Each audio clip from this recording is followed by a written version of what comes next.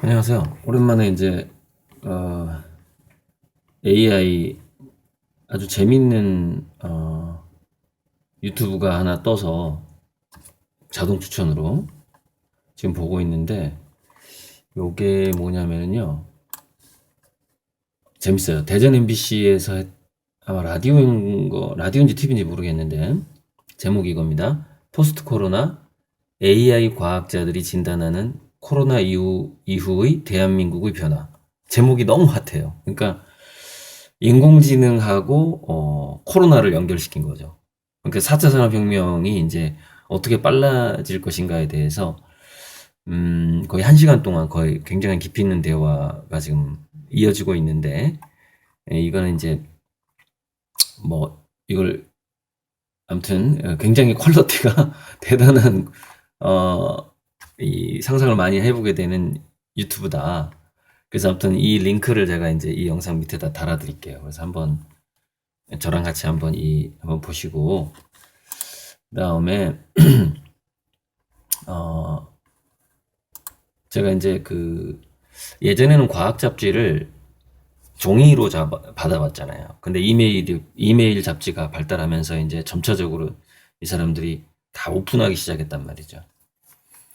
그래서 이제 이메일이 하나 왔는데, 딥러닝에 대한 이메일이 왔어요. 그래서 이 딥러닝의 이제 발달이 이제 대표적으로 고양이하고 강아지를 어떻게 구분하느냐, 이미지로.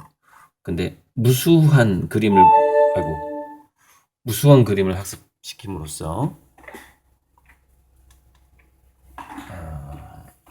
이제 오류를 줄이고, 그러면서 이제 우리가 우리의 시각 피질이라는 게 흑백, 컬러, 뭐 윤곽선, 뭐 여러 가지 방식으로 인식을 한 다음에 그걸 하나로 종합한단 말이죠. 우리 두뇌가. 그래서 그걸 이제 여러 가지 레이어 방식이라고 딥러닝에서 얘기를 하는데, 그런데 재밌는 걸 발견한 거예요. 제가 이 사이언스 올 딥러닝에 대해서. 그게 뭐냐면, 예전에 제가 몰랐어요. 마빈 민스키라고, 이 사람이 최초에 한 두세 명 정도의 그 인지심리학자 또는 뇌과학자들이 인공지능이라는 용어를 처음 만든 사람들이에요. 그게 지금 제 나이보다 더 오래됐을 겁니다. 아마 환갑을 넘어서 한 65년 전에서 굉장히 오래됐어요. 한 70년 됐나? 인공지능이라는 용어가 나온 지가. 그런데 인공지능의 논의가 계속 되던 중에, 그 인공지능이란 용어를 최초로 만들었다고 알려져 있는 이 마빈 민스키라는 사람이 1969년에 두뇌를 모방한 인공신경망 기술은 불가능하다, 안 된다. 그런 건 뭐 아예 연구조차 시작하지 말아라. 뭐 이런 얘기를 했다는 겁니다. 그러니까 마치 아인슈타인이 신은 주사위 놀이를 하지 않는다라는 말을 하고 나중에 후회하고 죽었잖아요. 아유, 알고 보니까 주사위 놀이를 하고 있네. 이러면서 이 세상이 확률적으로 존재한다라는 것, 거기에 관한 얘기죠. 그게 이제 평행우주론하고 연결된 얘기입니다. 주사위 놀이가. 어, 그런데 마빈 민스키가 딥러닝 2010년도부터 이제 성공을 했거든요. 어, 그래가지고 이제 오류를 줄여나가기 시작했는데, 여기 연도 정확히 안 나오는데, 그래서 마빈 민스키가 2016년에 세상을 떠났는데, 이제 그 레이 커즈와이라고 지금 그 구글에서 인공지능 연구하고 있는 분하고 좀 이렇게 친했나 봐요. 그런데 죽기 전에 마빈 민스키가 후회를 했답니다. 2016년 죽기 전에 어, 인간의 두뇌를 모방한 다층 레이어 신경망의 진가를 이제야 알아보았다라고 자기가 털어놓았다는 것이죠. 이제 이런 예들이 뭐냐면은, 한 분야에서 굉장히 많은 지식을 쌓다 보면은 그 전문가의 오류에 빠지게 된단 말이죠. 그래서 상상력이 부족해지는 경향이 있다는 겁니다. 그래서 그렇게 그 상상력이 뛰어났던 아인슈타인도 실수를 했고, 이 인공지능이란 말을 아예 창시한 사람조차 어, 진짜 인공지능이 어떻게 발달하는지에 대해서 이런 어떤 오류를 보이고 죽게 된 것이죠. 그래서 제2의 아인슈타인을 보는 것 같아가지고 제가 지금 영상을 찍어 보는 거고요. 그래서 하버드 나왔네. 마빈 민스키가 수학을 전공했고 프린스턴에서 또 수학 박사였고 이제 매사추세츠로 가가지고 이제 컴퓨터 과학하고 인공지능을 했고 1969년에 그 최초의 컴퓨터를 만들었다는 앨런 튜링, 그 튜링상을 받았고 이런 대단한 사람인데도 인공지능의 발달에 대해서 예측을 못했다라는 것이죠. 정말 재밌는 일입니다. 자, 또 하나의 인공지능 소식을 좀 전달해 드리겠습니다. 정말 제가 오랜만에 과학 잡지를 보는데 그래서 지금 이메일에가 제가 점검해야 될 그 과학 잡지의 그 이메일이 몇천 개가 쌓여 있습니다. 몇천 개가 그동안 못 봐가지고. 근데 지금 AI 중심에 지금 AI가 작곡도 하고 그래서 이제 가수 윤상이 굉장히 그 놀랐던 적이 있었죠 예전에 그 AI가 작곡한 걸 들어본 다음에 인간 작곡가가 깜짝 놀랄 정도로. 그런데 이제 지금 우리가 이제 그 김영숙 그 UN 미래 포럼 굉장히 유명한 미래학자 있죠 여자분. 그분이 미래 사회 이 그 영화 배우가 왜 사라지냐면은 컴퓨터로 합성한 배우하고 인간 배우가 구분이 안 되는 상황이 온다는 겁니다. 네. 지금요 카톡이 하나 왔는데 제가 중국어를 굉장히 잘하는 남자 직원하고 여자 직원 두 명을 뽑을 거예요. 그래서 예를 들자면은 제 책을 중국어로 번역을 한다든지 아니면 제 그림 설명을 중국어로 해서 유튜브 영상에 바로 올린다든지 그렇게 할 건데 우리가 이제 그 직원을 어떻게 전략을 세웠냐면 중국인 유학생인데 조선족으로 태어난 사람, 즉 어려서부터 중국어하고 한국어를 동시에 그 바이링구얼이라고 하나요? 동시에 마스터하네. 아주 어려서부터. 그래야만이 그 번역 자체가 굉장히 감각적으로 되는 거거든요. 이게 뇌과학적인 문제인데 이게 그 원어민 그 감각하고 나중에 그 외국어를 배워가지고 통역하는 건 달라요. 그러니까 어려서부터 두 개 그 양쪽을 다 잘해야 돼요. 제 친구가 그 석유 지하자원 관련해서 러시아에 갈 때, 불 좀 켜야 되겠네. 러시아에 갈 때, 한국에서 통역을 안 데려간답니다. 러시아에 가면은, 거기도 이제 그, 카레이스키가 있잖아요. 그래서 어려서부터 한국어하고 러시아어를 동시에 배운 애들이 있는 거예요. 걔네들 통역으로 쓴답니다. 그 누구도 따라갈 수 없대요. 어려서부터 두 개를 하니까.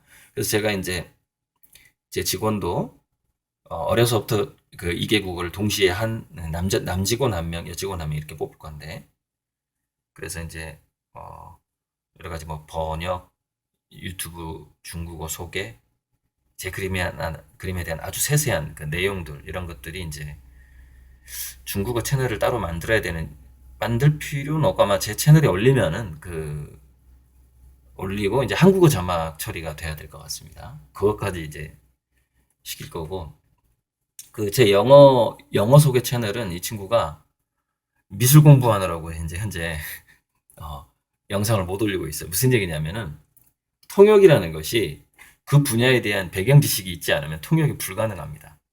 그러니까 이 친구가 내 채널을 영어로 해줘라, 비용을 주겠다 했는데 먼저 미술 공부를 해야 되는 상황인 거죠. 영어 공부가 중요한 게 아니라 그 미술 영어를 따로 공부해야 되는 상황인 것이죠. 그래서 아마 영상이 잘 업로드가 안 되고 있는 것 같습니다. 자, 지금 어떤 상황이냐면 그러니까 음악 분야에서 인공지능이 프레디 머큐리의 음성을 딥러닝을 하는 겁니다. 그럼 프레디 머큐리가 싸이의 강남 스타일을 부를 수 있게끔 현재 가능하다. 이렇게 지금 나오고 있는 겁니다. 목소리가 얼마든지 변조가 가능한 것이죠. 그리고 그 영화 배우하고 캐릭터 CG가 현실적으로 이제 구분이 안 되는 상황. 그래서 영화 감독이 우리 보면은 왜 그 뭐 기생충도 그랬나요? 아무튼 만화를 영화로 옮기는 게 많잖아요. 매트리스도 마찬가지고. 그런데 얘기를 들어보면 애니메이션을 하는 그 만화가가 더 자유롭다는 것이죠. 만화를 영화로 옮기려면 되게 부자유스러운 거예요. 이걸 어떻게 현실화시키냐 이거죠. 만화에서는 막 훨씬 더 그 인간의 그 상상을 그림으로 표현할 수 있고 또 건너뛸 수 있고 어려운 장면을 이렇게 중간을 건너뛸 수 있는데 영화는 이걸 연속된 걸로 다 보여줘야 되기 때문에 어렵죠. 어쨌건 그런 어떤 그 자유로움이 이 만화에 있었는데 점점 이 영화가 그런 만화 작가의 자유로움을 구현할 수 있도록 AI가 발달을 해버리는 것이죠. 상상만 하면은 그 CG가 SF, CG 뭐 이런 것들 과학 픽션 CG 같은 것들이 감독이 요구하면 AI가 그것을 만들어 버리는 거죠. 예를 들어서 모든 그림을 고흐풍으로 그려라. 그러면은 예를 들어서 르누아르의 그림도 고흐풍으로 바뀌어 버린단 말이죠. 그래서 지금 이미 AI가 그린 그림이 경매에서 5억대까지 나옵니다. 그림 하나가.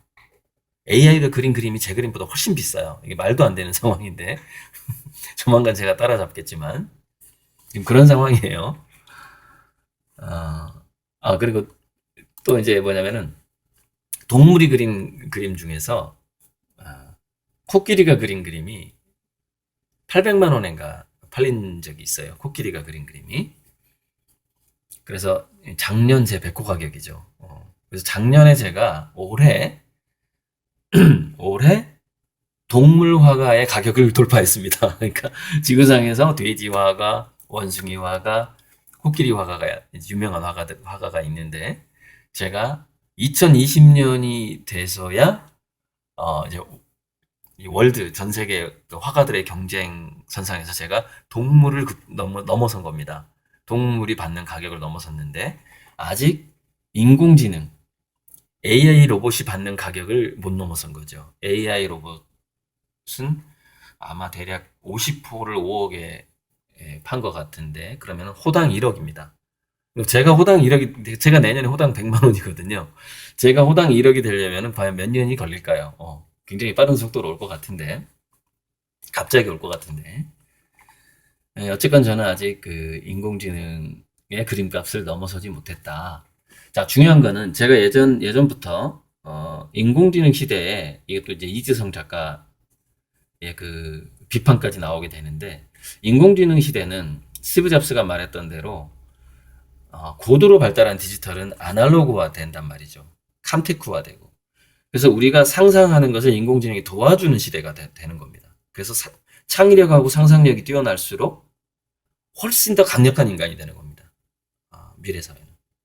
그러니까 지금 인공지능이 오니까 그 에이트에서 말한 것처럼 이렇게 해라가 중요한 게 아니라 인공지능 시대에는 상상력을 풍부하게 만드는 것이 훨씬 중요한 겁니다. 상상력 훈련을 해야 되는 거예요.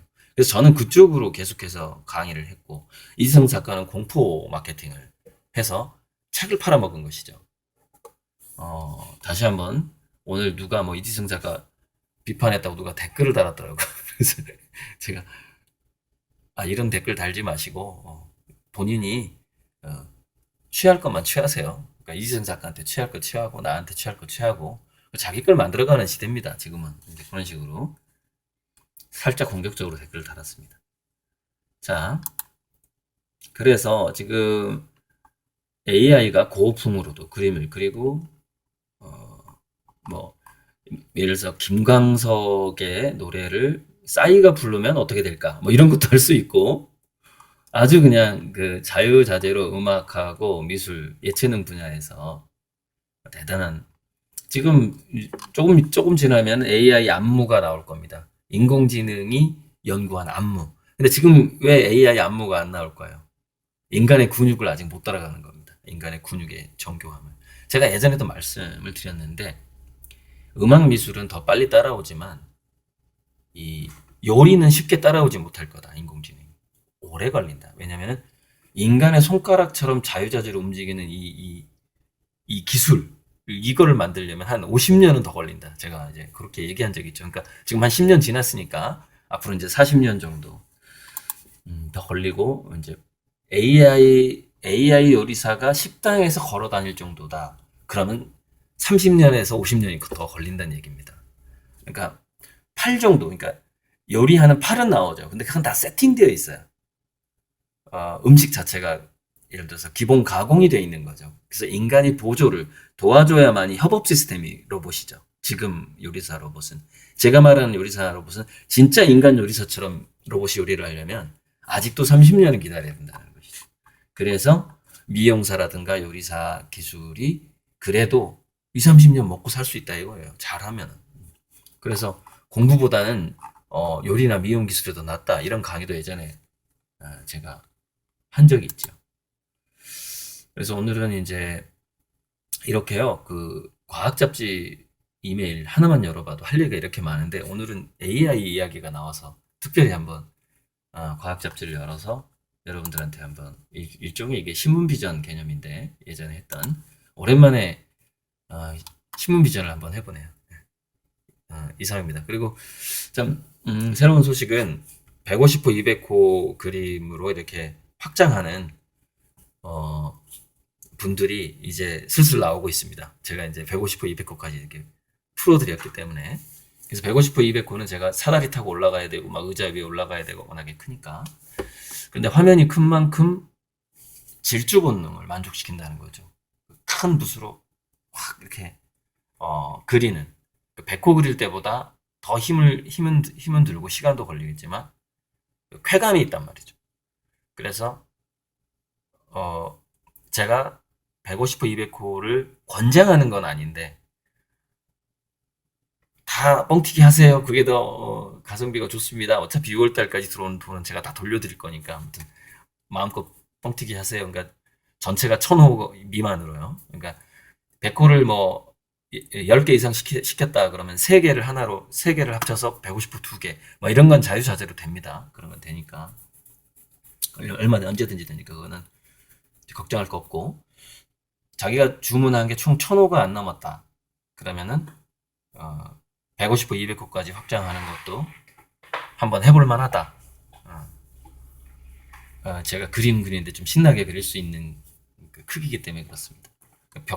좀 뭐랄까, 벽화는 굉장히 시스템이 필요하고, 근데 150호, 200호는 그냥 제 몸으로 해결을 하는데, 좀 더 큰 붓을 만들어서 하면서 좀 약간 그런 거 있어요. 그 마당 쓸 때 그런 쾌감 같은 게 있어요. 그 큰 화면에 빗자루 같은 붓으로 그림 그릴 때 그 쾌감이라는 게 있거든요. 그런 측면에서 150호, 200호로 확장하는 분들께 참 감사하다, 이렇게 표현을 하고 싶어요. 그리고 또 그 돈은 또 역시 제 인프라, 더 넓은 화실, 큰 벽화를 제대로 할 수 있는 기계화. 그러니까 제가 정미소 화실에다가는 나무로 이제를 만들었잖아요. 왜냐면 언제 나갈지 모르니까. 천평 화실이 생기면 나무로 안 만들죠. 기계화 시킨다니까요. 이렇게 이제를 이렇게 눕혔다가 세웠다 하는 걸로, 이게 도르래 내지는 체인, 수동으로 할지 전동으로 할지는 이제 기계를 좀 알아봐야죠. 가격 같은 거. 수동이 좀 재미는 있어요. 탄소 발자국을 남기는. 좀 약간 옛날에 산업혁명 초기 스타일, 이렇게 도르래를 돌리면서 얘가 이렇게 올라가고 내려가고, 물론 이제 조수를 시켜서 돌려야죠. 아무튼 이상입니다. 여기까지만 찍겠습니다.